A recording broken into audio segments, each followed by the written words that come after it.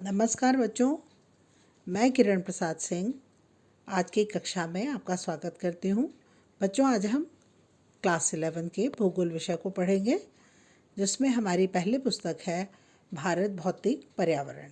इसका आज हम खंड 3 और अध्याय 6 जो है मृदा अर्थात मिट्टी, इसका अध्ययन करेंगे। चलिए आगे देखते हैं। बच्चों, आज इस अध्याय में मुख्य रूप से हम पढ़ेंगे मृदा का क्या अर्थ है, मृदा के निर्माण करने वाले कौन कौन से कारक हैं, मृदा की परिच्छेदिका जिसे हम सॉइल प्रोफाइल कहते हैं, मृदा का वर्गीकरण, मृदा का अपकर्षण और मृदा का अपर्दन और अपर्दन के कारण और मृदा संरक्षण। मुख्य रूप से हम इन बिंदुओं पर आज की कक्षा में चर्चा करेंगे। चलिए आगे आते हैं। आप देख रहे हैं आपके स्क्रीन पर मृदा दिखाई दे रही है। बच्चों, आप सभी मृदा के महत्व से भली भांति परिचित हैं कि कृषि में जीव जंतुओं के लिए, प्राणी जगत के लिए किस प्रकार मृदा हमारे लिए उपयोगी है। चलिए तो हम आज का अध्याय शुरू करते हैं। बच्चों, मृदा का अर्थ यह है कि धरातल पर जितने भी वृक्ष, घास, पेड़ पौधे, फसलें, मतलब जीवन में जो भी हमारे उपयोग में आती हैं, ये सभी किसी न किसी रूप से इसका पोषण मृदा के द्वारा ही होता है। और मृदा भूपर्पटी, भूपर्पटी से आप परिचित हैं। भूपर्पटी का अर्थ पृथ्वी का सबसे ऊपरी भाग, जो सबसे ही महत्वपूर्ण है और ये पृथ्वी की सबसे ऊपरी परत है। मृदा एक बहुत ही मूल्यवान संसाधन है। संसाधन का अर्थ जो मनुष्य के किसी न किसी काम आते हों, वो सभी वस्तुएं संसाधन कहलाती हैं। तो मृदा एक बहुत ही महत्वपूर्ण संसाधन है और अधिकतर हमारा जो भोजन और वस्त्र है, ये सभी मिट्टी में उगने वाली जो भूमि है उस पर आधारित फसलों से ही हमें प्राप्त होता है। तो आप जानते हैं कि ये सभी मृदा का महत्व है। देखिए, अब हम मृदा के अर्थ को अगर समझें तो मृदा शैल का अर्थ है चट्टाने, जो शैलों के टूटने से मलबा तैयार होता है वो, और जैव सामग्री, जैव का अर्थ है वनस्पति और जीव जंतुओं के सड़ने गलने से जो वस्तुएं प्राप्त होती हैं, उन सभी का सम्मिश्रण होती है, जो कि पृथ्वी के सतह पर विकसित होते हैं। अर्थात मृदा शैल, मलबा और जैव सामग्री का सम्मिश्रण है, जो कि पृथ्वी पर पाए जाते हैं। मृदा के निर्माण को प्रभावित करने वाले प्रमुख कारक कौन कौन से हैं? बच्चों, आप अपनी कॉपी भी निकाल लीजिए और इन बिंदुओं को बिंदुवार लिखते जाइए, तो आपके नोट्स तैयार होते जाएंगे। तो सबसे पहले आप लिख लीजिए कि मृदा के निर्माण को प्रभावित करने वाले प्रमुख कारक कौन कौन से हैं। सबसे पहला है उच्चावच, यानी ऊंचाई और निचाई। पर्वतों पर मिट्टी की परत कम होती है, जबकि मैदानों में मिट्टी की परत अधिक मोटी होती है। जनक सामग्री, यहाँ जनक से अर्थ है मूल पदार्थों से, जैसे कि मिट्टी, चट्टानों, जैसे हमने पढ़ा कि मृदा शैल से बनती है, तो वही जनक सामग्री कहलाती है। इसके अलावा जलवायु, गर्म जलवायु प्रदेशों में आप देखेंगे कि मिट्टी की परतें भारी और गहरी होती हैं।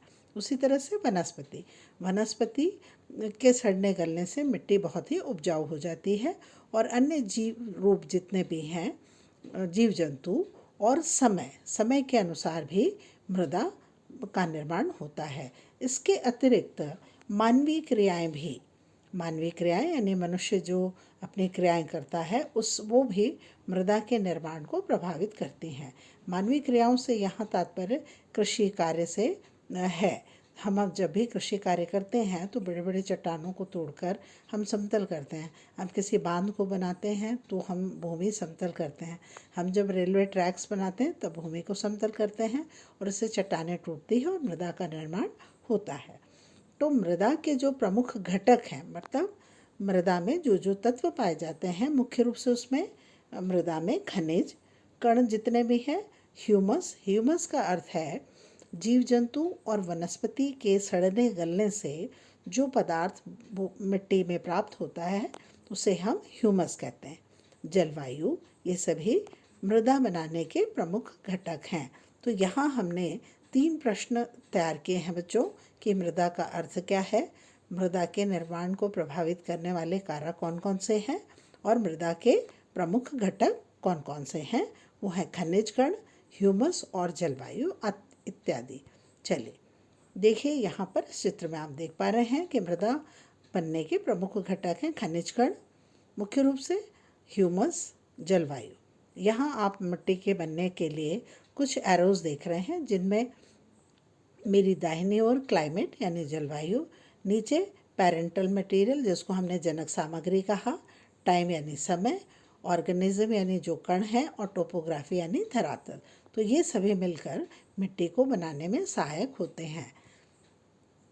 मृदा के संस्तर, संस्तर का क्या अर्थ है? संस्तर का अर्थ होता है बेड्स यानी परतें। तो जब भी आप कभी भी पौधारोपण यानी वृक्षारोपण करते हैं तो आप गड्ढा ज़रूर खोदते हैं। तो जब आप गड्ढा खोदते हैं तो आपको मृदा में की गहराई में अनेक परतें दिखाई देती है। इन्हीं परतों को हम संस्तर कहते हैं। मृदा के जो संस्तर हैं उन्हें मुख्य रूप से 3 भागों में बांटा गया है: क संस्तर, ख संस्तर और ग संस्तर।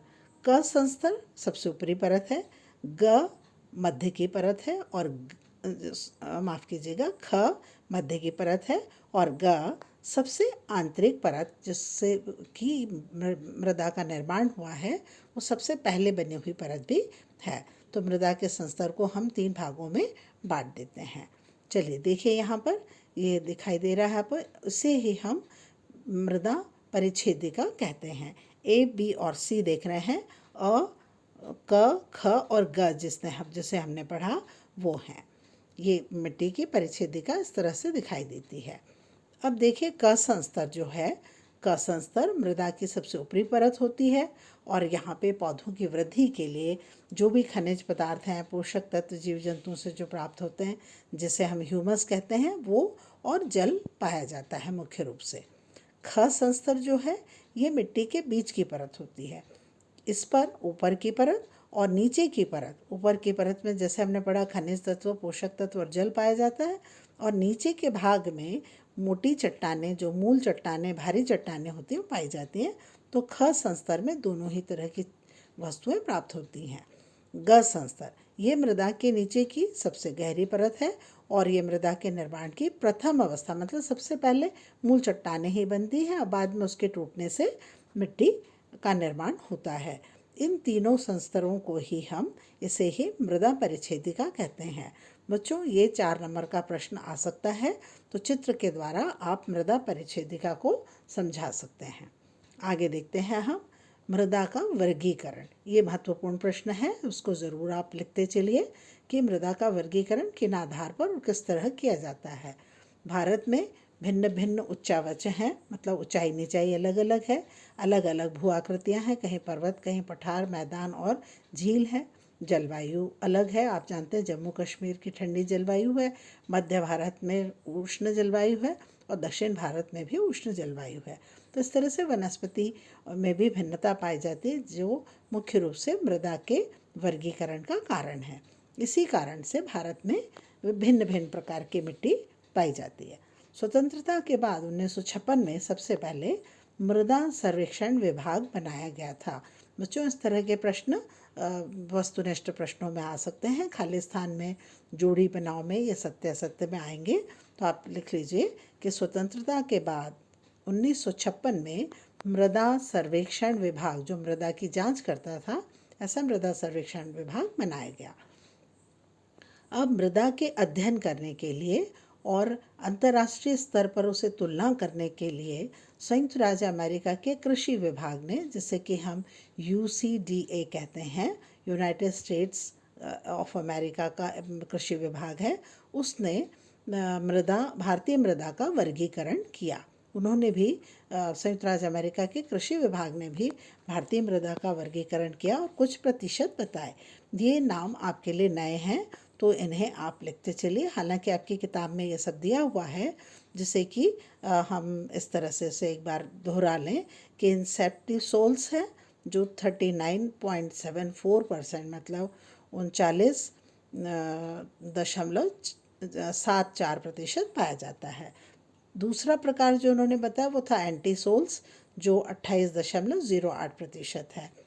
एल्फीसोल्स ये 13.55% है। जिस तरह हम काली मिट्टी, पीली मिट्टी, लाल मिट्टी, लेटेराइट मिट्टी पढ़ते हैं, उसी तरह से इन मिट्टियों के नाम उन्होंने दिए थे। वर्टिसोल्स जिसका 8.52% था, एरिडीसोल्स 4.28%, अल्टीसोल्स 2.51%, मॉलिसोल्स 0.40% और अन्य प्रकार जो की मिट्टियाँ जो पाई जाती हैं भारत में वो हैं 2.92%। चलिए आगे देखते हैं। मुख्य रूप से मृदा जो हमारे देश में पाई जाती है उसकी उत्पत्ति, रंग, संयोजन अर्थात कणों के आधार पर और अवस्थिति की वो कहाँ बनी है उसके आधार पर हम मिट्टी का वर्गीकरण किस तरह से करेंगे। सबसे पहला बच्चों इसे लिखिए, ये महत्वपूर्ण प्रश्न है कि मिट्टी का वर्गीकरण, मृदा का वर्गीकरण रंग, उत्पत्ति, संयोजन और अवस्थिति की वहाँ कहाँ पर पाई जाती है उसके आधार पर हम वर्गीकरण इस प्रकार करेंगे। पहला है जलोढ़ मिट्टी। जलोढ़ मृदा का अर्थ होता है जल के द्वारा बहाई गई मृदा। दूसरा है काली मृदा। तीसरा लाल और पीली मृदा। चौथा लेटेराइट मृदा, शुष्क मृदा, लवण मृदा, पिटमय मृदा और वन्य मृदा। बच्चों इसको एक बार मैं फिर से दोहरा देती हूँ और इनको हम विस्तार से भी अभी पढ़ेंगे। जलोढ़ मृदा जल के द्वारा बहाई गई, काली मृदा, लाल और पीली मृदा, लेटेराइट मृदा, शुष्क मृदा, लवण मृदा, लवण का अर्थ होता है नमक युक्त नमकीन मृदा जो होती है, पिटमय मृदा और वन मृदा जिनको कि हम पर्वतीय मृदा भी कहते हैं। चलिए आइए इनको अलग अलग विस्तार से पढ़ते हैं। भारत के मानचित्र में आप विभिन्न प्रकार की मिट्टियाँ देख पा रहे हैं। ये थोड़ा सा स्पष्ट आपको नहीं दिखाई दे रहा है तो दूसरा मानचित्र हम देखते हैं। देखिए इस मानचित्र में आपको रंग के द्वारा दिखाई दे रहा है। सबसे भारत के उत्तर में पर्वतीय वन, उसके नीचे नदियों के द्वारा आपको मालूम है कि गंगा नदी और उनके सहायक नदियों के द्वारा जलोढ़ मिट्टी बहुत ज़्यादा मात्रा में मैदानी भागों में बिछाई जाती है, तो जलोढ़ मिट्टी। दूसरा है लाल और पीली मिट्टी, जो कि लाल और पीली मिट्टी आप देख रहे हैं कि भारत के उत्तरी पूर्वी राज्यों में, पूर्व में उड़ीसा, पश्चिम बंगाल के थोड़े से भाग में और कर्नाटक इस तरफ आप देखेंगे तमिलनाडु में इनमें दिखाई दे रहा है। उसी तरह से काली मिट्टी, काली मिट्टी मध्य प्रदेश, छत्तीसगढ़ के कुछ भाग, गुजरात का कुछ हिस्सा और महाराष्ट्र के हिस्से में दिख रही है। लेटेराइट मिट्टी, लेटेराइट का अर्थ होता है ईंट, तो देखिए बहुत थोड़े से इलाकों में करीब राजस्थान और इनके मध्य प्रदेश के पश्चिमी भागों में और कर्नाटका और केरल के तटवर्ती भागों में थोड़ी मिट्टी दिखाई दे रही है। शुष्क मिट्टी जो पीले रंग की है जिसे हम बलुई मिट्टी भी कहते हैं, ये मुख्य रूप से राजस्थान में पाई जाती है। तो इस चित्र के द्वारा आपने समझा। चलिए आगे देखते हैं। काली मृदाएं मुख्य रूप से ये दक्षिण के पठार में, जैसे अभी हमने देखा कि दक्षिण के पठारी भागों में काली मिट्टी पाई जाती है। आपने अपने आसपास भी काली मिट्टी देखी हुई है और ये मुख्य रूप से महाराष्ट्र में, गुजरात में, आंध्र प्रदेश में भी हमने देखा, तमिलनाडु में पाई जाती है। लिख लीजिए कि अगर पूछा जाए कि काली मिट्टी कौन कौन से राज्यों में मिलती है तो महाराष्ट्र, गुजरात, आंध्र प्रदेश और तमिलनाडु में पाई जाती है। अब इस मिट्टी को, काली मिट्टी को हम रेगर या फिर कपास की काली मिट्टी भी कहते हैं, क्योंकि कपास के लिए काली मिट्टी सबसे आदर्श मिट्टी कही जाती है, इसीलिए काली मिट्टी को कपास की काली मिट्टी भी कहते हैं। अब रासायनिक दृष्टि से, क्योंकि मिट्टी में रासायनिक तत्व पाए जाते हैं, तो उस दृष्टि से काली मिट्टी में चूना, लौह तत्व, मैग्नीशिया और एल्युमिनियम तत्व भारी मात्रा में मिलता है। इसकी अगर हम विशेषताएं देखें तो ये अभी मैंने आपको दिखाया था कि ये इसमें दरारें पड़ जाती हैं और ये चिपचिपी हो जाती है बारिश में, लेकिन काली मिट्टी में नमी सोखने की मात्रा भी बहुत अधिक होती है और उपजाऊ भी होती है। दूसरा हम देख रहे हैं लाल और पीली मिट्टी। इनका विकास दक्षिण के पठारी भागों में और उसके पूर्वी और दक्षिणी भागों में रहता है। मुख्य रूप से पश्चिमी घाट में एक आप देखेंगे कि पतली पट्टी के रूप में, बहुत पतली पट्टी है जिसके रूप में ये मिट्टी पाई जाती है। ये मृदा मुख्य रूप से उड़ीसा में, छत्तीसगढ़, मध्य प्रदेश और मध्य गंगा का जो मैदानी भाग है उसमें ये मिट्टी पाई जाती है। ये देखिए आपके सामने इस तरह की मिट्टी आपने देखी है, लाल और पीली मिट्टी। ये जो पीली मिट्टी देख रहे हैं ये छत्तीसगढ़ में इस तरह की मिट्टी बहुत आयत में मिलती है और लाल मिट्टी मुख्य रूप से कर्नाटक और आंध्र प्रदेश और कर्नाटक और पश्चिमी महाराष्ट्र के इलाकों में भी पाई जाती है और मुख्य रूप से लाल मिट्टी में तंबाकू की खेती अधिक होती है। चलिए आगे देखते हैं। और जो लाल और पीली मिट्टी है उसमें नाइट्रोजन, फास्फोरस और ह्यूमस की मात्रा कम होती है। जैसा कि मैंने बताया कि इसमें हम बहुत अधिक उपजाऊ ये मिट्टी नहीं होती है। विशेषताओं में अगर हम देखें तो ये लाल रंग की होती है और रवे अर्थात कण युक्त होती है, इसमें कण पाए जाते हैं। लौह युक्त होती है, लोहा ज़्यादा मात्रा में मिलता है। जल योजन के कारण, जल योजन का अर्थ होता है जल में घुल जाने वाले तत्वों के कारण इनकी उर्वरक जो तत्व होते हैं वो घुल जाते हैं, इसीलिए ये पीले रंग की दिखाई देती है। कहीं कहीं जो महीन कणों वाली लाल पीली मिट्टी है वो थोड़ी उपजाऊ होती है, लेकिन मोटे कणों वाली जो मिट्टी होती है वो अनउपजाऊ होती है, बहुत अधिक उपजाऊ नहीं होती। चलिए, लेटेराइट मिट्टी, ये शब्द आपके लिए नया है बच्चों। लाल, पीली और काली मिट्टी तो आप अपने आसपास देख पाते हैं, परंतु लेटेराइट मिट्टी नहीं देख पाते। तो लेटेराइट का जो शब्द है, लेटेराइट शब्द लैटिन भाषा के लेटर शब्द से बना है और जिसका कि शाब्दिक अर्थ होता है ईंट। ईंट का आपने रंग देखा है, थोड़ा सा लाल सा होता है। तो ये मृदा जो होती मिट्टी वो अधिक तापमान और अधिक भारी वर्षा वाले क्षेत्रों में ज़्यादातर बनती है। उष्णकटिबंधीय वर्षा के कारण हमारा देश एक तो गर्म प्रदेश है, तो उष्णकटिबंध होने के कारण जहाँ पे वर्षा होती है वहाँ निक्षालन का अर्थ होता है जल में तत्वों का घुलना और नीचे के परतों में चला जाना। तो घुल जाने और नीचे के परतों में चले जाने के कारण इसमें से चूना और सिलिका की मात्रा निक्षालित हो जाती है। निक्षालित यानी घुलकर नीचे के परतों में चली जाती है। लौह के ऑक्साइड और एल्यूमिनियम के यौगिक इसमें मुख्य रूप से शेष रह जाते हैं, इसीलिए इसे हम लेटेराइट मिट्टी कहते हैं। अब इसकी ये देखिए, इस तरह के लाल रंग की होती है ये, और इसे हम मुख्य रूप से लेटेराइट, ईंट की तरह का रंग होता है, इसे लेटेराइट मिट्टी कहते हैं। और लेटेराइट मिट्टी जो है सामान्यतः ये मिट्टी कर्नाटक में, केरल में, तमिलनाडु में, मध्य प्रदेश, उड़ीसा और असम के पहाड़ी क्षेत्रों में मिलती है। लेटेराइट मिट्टी कर्नाटक, केरल, तमिलनाडु, मध्य प्रदेश, उड़ीसा, असम के पहाड़ी भागों में मिलती है। अब बच्चों इसकी विशेषताएं क्या हैं? जैसा कि आपने देखा कि ये ईंट के रंग की होती हैं और कृषि के लिए पर्याप्त उपजाऊ नहीं होती। ये बहुत महत्वपूर्ण बात है कि ईंट का रंग होता है परंतु ये उपजाऊ नहीं होती हैं अधिक। अब अगले प्रकार की मिट्टी जो हम पढ़ेंगे वो है शुष्क मिट्टी। शुष्क यानी सूखे प्रदेशों में जहाँ वर्षा कम होती है और चट्टानों का अपक्षय अपर्दन अधिक होता है, तो यहाँ मिट्टी के बनने की क्रिया तेजी से होती है। इस मिट्टी का रंग भी लाल सा होता है या किशमिश की तरह थोड़ा पीला सा दिखाई देता है। और संरचना यानी उसके कण के हिसाब से देखें तो ये थोड़ी सी बलुई यानी बालू जिसको कि हम रेत कहते हैं उसके आकार की होती है। और प्रकृति में ये थोड़ी लवणीय होती है, मतलब खारी होती है।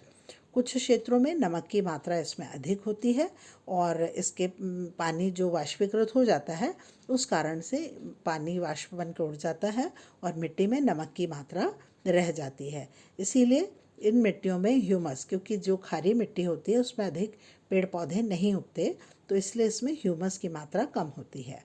नाइट्रोजन भी अपर्याप्त और लेकिन फास्फेट जो होते हैं वो सामान्य मात्रा में इसमें पाए जाते हैं। ये मिट्टी पश्चिमी राजस्थान में मुख्य रूप से जो कम वर्षा वाले क्षेत्र हैं वहाँ पर पाई जाती है और ये मृदा उर्वरक नहीं होती है। शुष्क मृदा राजस्थान में पाई जाती है और ये उर्वरक नहीं होती है। ये आप समझ गए हैं। चलिए अगली मिट्टी के बारे में पढ़ें। देखिए ये शुष्क मिट्टी आपको दिख रही है, सूखी होती है, इनका रंग थोड़ा लाल भूरा सा होता है और ये लगभग अनुपजाऊ होती है, परंतु आजकल राजस्थान में भी सिंचाई करके इन मिट्टी का उपयोग किया जाने लगा और हम फसलें इसमें भी उगा लेते हैं। अब देखिए लवणीय मृदा। लवणीय मृदा से अर्थ है खारी मिट्टी से है। इन्हें ऊसर मृदा, ऊसर यानी अनुपजाऊ मिट्टी भी कहते हैं। मृदा जो लवण मृदा है इसमें सोडियम, पोटेशियम और मैग्नीशियम की मात्रा बहुत अधिक होती है। ये अनउर्वरक होती हैं।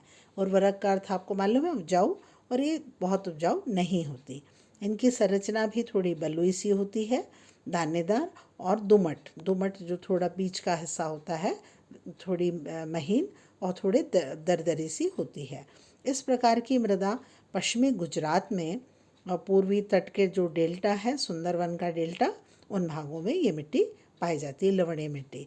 क्योंकि समुद्र के निकट भी है तो समुद्र की लहरों के कारण यहाँ पर खारा जल भी प्राप्त होता है और वाष्पीकरण के द्वारा यहाँ पर मिट्टी में लवण अधिक पाया जाता है। तो अगर ऊसर मिट्टी किसे कहते हैं तो वो लवणीय मृदा है जिसे हम ऊसर मिट्टी कहते हैं। चलिए आगे देखते हैं। ये देखिए आपको लवणीय मिट्टी दिखाई दे रही है। इसमें ये एकदम थोड़ी सफ़ेद सी होती है क्योंकि इसमें नमक की मात्रा अधिक पाई जाती है। और दूसरे चित्र में आप देख पा रहे हैं कि यहाँ पर अधिकतर मोटी घास और कटी झाड़ियाँ पाई जाती हैं। अब है पिटमय मृदा। पिटमय का मतलब होता है जहाँ पर वर्षा अधिक होती है। जिन भागों में वर्षा अधिक मात्रा में लेकिन उच्च आर्द्रता, आर्द्रता का अर्थ है वायु में नमी की मात्रा अधिक होना। तो जहाँ वर्षा अधिक है और वायु में नमी की मात्रा अधिक है, उन क्षेत्रों में ये पाई जाती है। अब वर्षा अधिक होने के कारण यह वनस्पति बहुत अधिक होती है, इसलिए मृदा में ह्यूमस की मात्रा और जैव तत्व बहुत अधिक मात्रा में पाए जाते हैं। ये मृदाएं सामान्यतः गाढ़े और काले रंग की होती हैं और अधिकतर कहाँ मिलती हैं? बिहार के जो उत्तरी भाग हैं, उत्तराखंड के दक्षिणी भाग में, पश्चिमी बंगाल के तटीय क्षेत्रों में और उड़ीसा और तमिलनाडु में ये मिट्टियाँ पाई जाती हैं। तो मुख्य रूप से पिटमय शैल का अर्थ है कि जहाँ पर वर्षा और आर्द्रता अधिक मात्रा में होती है वहाँ ये मिट्टी पाई जाती है। देखिए ये पिटमय शैल आपको दिखाई दे रही है, थोड़े काले रंग की है और ये इस तरह से ये मिट्टी पाई जाती है। वन मृदा, वन प्रदेशों में जो मृदा मिलती है, ये मृदा भी पर्याप्त वर्षा, जहाँ पर जो पर्वतीय वातावरण वाले क्षेत्र हैं उन भागों में पाई जाती है। नदियों की घाटी में ये दोमट और पाशु, पाशु का अर्थ होता है थोड़ी सी दलदली सी, और ऊपरी तटों पर अगर देखें तो मोटे कणों वाली होती हैं। ये अम्लीय और कम ह्यूमस वाली भी होती हैं। ये मृदा फसलों, पौधों और वनस्पति के जो अंकुर हैं उनकी वृद्धि के लिए ये बहुत ही महत्वपूर्ण होती हैं। वन मृदा आप यहाँ पर देख पा रहे हैं कि वन मृदा, देखिए आप वनों के तट ढालों पर मिट्टी की परत थोड़ी पतली होती है, इसलिए यहाँ पर हम विशेष रूप से खेती नहीं कर पाते और मुख्य रूप से यहाँ पर वन पाए जाते हैं। अब देखिए मृदा अवकर्षण, ये प्रश्न बच्चों आता है 2-3 नंबर का ये प्रश्न आ सकता है कि अवकर्षण शब्द आपके लिए नया है। तो मृदा अवकर्षण का अर्थ होता है कि जब मिट्टी में उर्वरकता की कमी होने लगे, ह्रास होते जाए, तो उसे हम मृदा का अवकर्षण कहते हैं। जब कभी भी पोषक तत्व का लगातार स्तर गिरता जाए तो उसे हम मृदा अवकर्षण कहते हैं। मृदा और उस दुरुपयोग के कारण, मृदा का अपरदन और दुरुपयोग होता रहे तो मिट्टी की गहराई भी कम हो जाती है, इसे ही हम मृदा अवकर्षण कहते हैं। ये आप इस चित्र में देख पा रहे हैं कि मिट्टी में का कटाव अधिक होता जा रहा है, अपरदन भी हुआ है और दुरुपयोग, बहुत अधिक कटाई के कारण मिट्टी की गहराई कम हो गई है। तो मृदा अवकर्षण आप समझ गए हैं। चलिए देखिए अब आते हैं हम मृदा अपरदन पर। अपरदन का अर्थ आप समझते हैं। आप इस चित्र में भली प्रकार देख पा रहे हैं कि मिट्टी किस प्रकार से कट गई है। तो जब कभी भी मृदा के आवरण का यानी परत का विनाश होता है, कटाव होता है, तो उसे ही हम मृदा अपरदन कहते हैं। और मृदा अपरदन के प्रमुख जो कारक हैं वो हैं बहता हुआ जल। आप देखते हैं कि जब बहुत अधिक मात्रा में वर्षा का जल, तेज़ वर्षा होती है तो मिट्टी का कटाव तेजी से होता है। साथ ही वायु, वायु के द्वारा भी मरुस्थलीय प्रदेशों में विशेषकर इसका प्रभाव हमें देखने को मिलता है।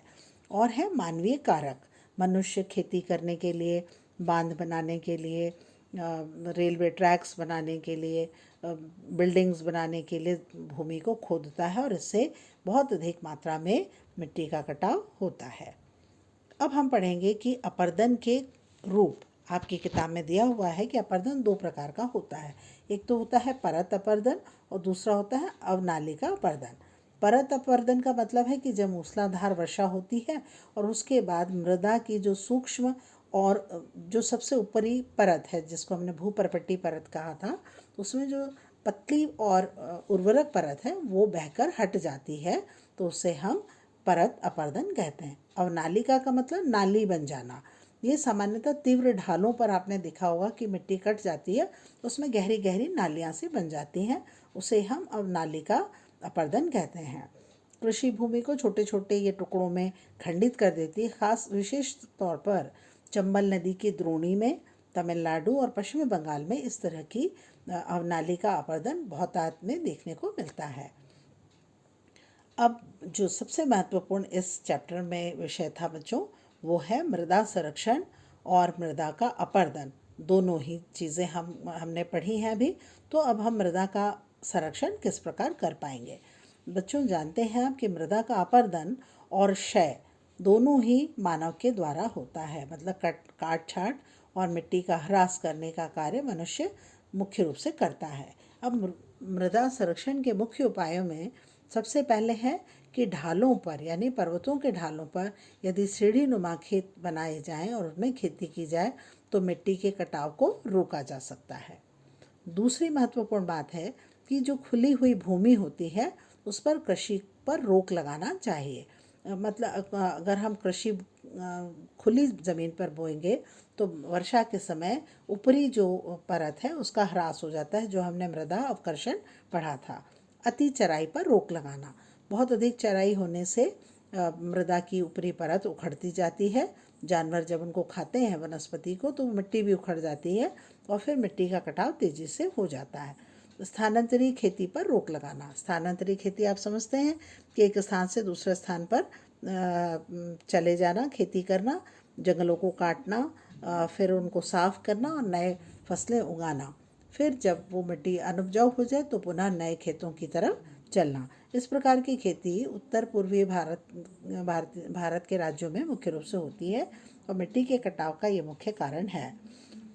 इसीलिए हमको स्थानांतरी खेती पर रोक लगाना चाहिए। मेढ़बंदी।